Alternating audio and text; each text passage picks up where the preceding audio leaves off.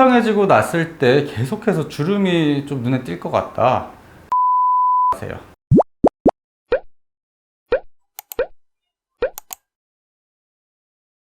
안녕하세요. 마치 원래부터 예뻤던 것처럼 본인의 매력을 더욱 돋보이게 만들어주는 로이 성형외과 대표원장 유영기입니다. 혹시 하안검 수술이 뭔지도 알겠고 눈밑 지방 재배치도 뭔지 알겠는데 어떤 게 나한테 맞는 수술인지는 잘 몰라서 고민 중이신가요? 그렇다면 번지수 잘 찾아오셨습니다.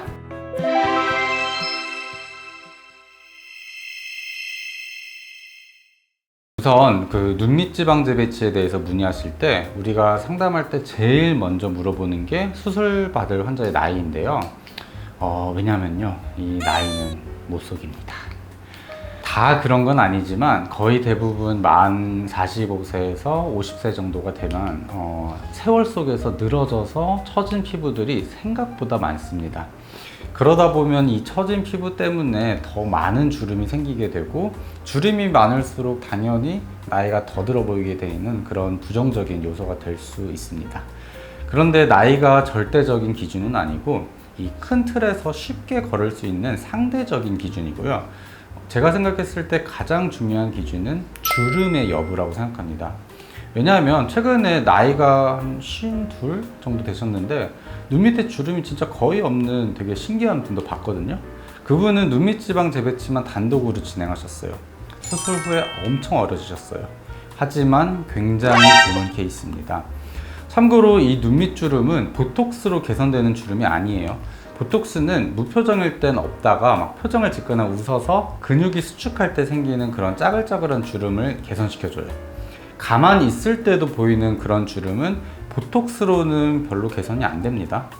아무튼 주름의 여부에 따라서 어떤 수술을 할지 결정하면 좋은데요. 생각보다 본인한테 주름이 있는지조차도 모르는 분들도 많습니다. 특히 눈밑 지방이 너무 많이 튀어나온 경우에는 남들이 이 사람의 얼굴을 볼 때 자동적으로 볼록 나온 지방에 시선이 쏠릴 수밖에 없거든요. 그러다 보면 볼록한 지방이 씬스틸러 역할을 하고 있어요. 그러기에 더더욱 잘 모를 수도 있는데요. 거울을 보고 자세히 들여다보면 알 수 있습니다. 튀어나온 지방의 위쪽 부분과 속눈썹 사이에 이 얼마나 많은 주름이 있는지를 보면 되는데요. 참고로 우리가 쭈글쭈글한 풍선에 바람을 후 불어넣으면 이게 좀 펴지잖아요. 이 눈밑 피부에 주름이 있는 상태에서 그보다 안쪽에 있는 지방이 바깥으로 이렇게 미는 외압 때문에 원래 있던 주름보다 조금 펴져 있는 상태라고 보시면 됩니다. 단순히 볼록한 게 평평해지고 저 밖으로 미는 그런 힘들이 사라지게 되면 없던 주름이 생기는 게 아니라 원래 있던 주름이 더 부각이 돼요. 하안검 수술을 할 때는 처져서 늘어나 있는 피부를 절제하기 때문에 다이렉트로 주름의 영역이 잘려나가는 부위도 있을 것이고, 아니면 당겨서 봉합할 때 그런 피부 주름이 스트레칭이 되면서 더 펴지는 부위도 있습니다. 이렇게 주름에 대해서 한 번도 고민해 보지도 않고 몰라, 나는 더 간단한 수술이면 돼, 이런 생각으로 결정하시면 나중에 후회하는 경우가 생각보다 많습니다. 어떤 수술을 하든지 붓기 때문에 수술 초기에는 여러 가지 불편한 게 생길 텐데 그냥 한 번에 끝내는 게 여러모로 더 유리하거든요.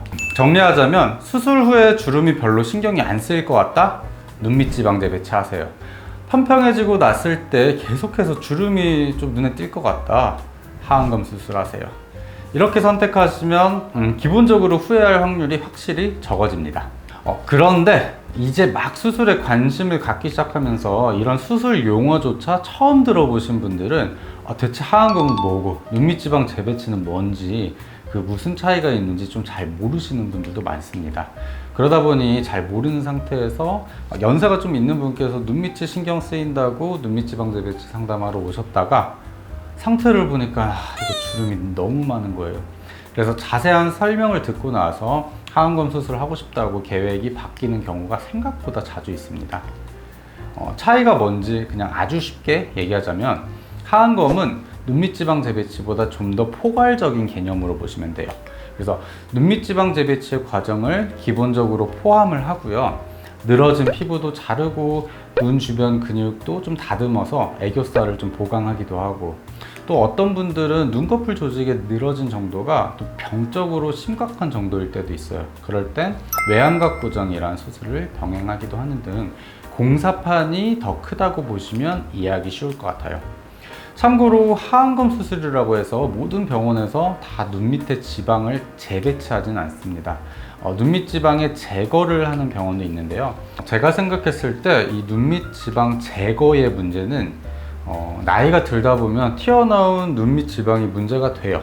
근데 그뿐만 아니라 얼굴뼈, 그러니까 얼굴뼈에서도 특정 부분은 세월 속에서 점차 흡수가 되면서 그 부위만 유독 더 패이기도 하고 상대적으로 주변의 다른 부위는 더 튀어나와 보이는 등 그런 노화에 의한 변화는 지방에 국한되는 게 아닙니다. 그러다 보면 이 패여 있는 공간에는 가급적이면 이 볼록 튀어나와 있는 지방을 버리는 게 아니라 그 공간으로 이동을 시켜서 볼륨을 더 채워주고 보충을 해주는 게 중요합니다. 눈 밑에 지방이 튀어나와 있다고 아무 생각 없이 그 지방을 제거를 해버리면 그 부위가 평평해지는 게 아니라 볼록하던 부위가 오히려 심각하게 꺼져 보여요. 그래서 마치 아픈 사람처럼 보이는 경우도 생기니까 주의하셔야 됩니다.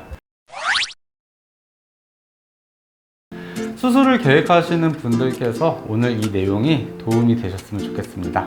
수술 성공하셔서 10년 이상 젊어지세요. 다음에도 알찬 내용으로 찾아뵙겠습니다. 감사합니다.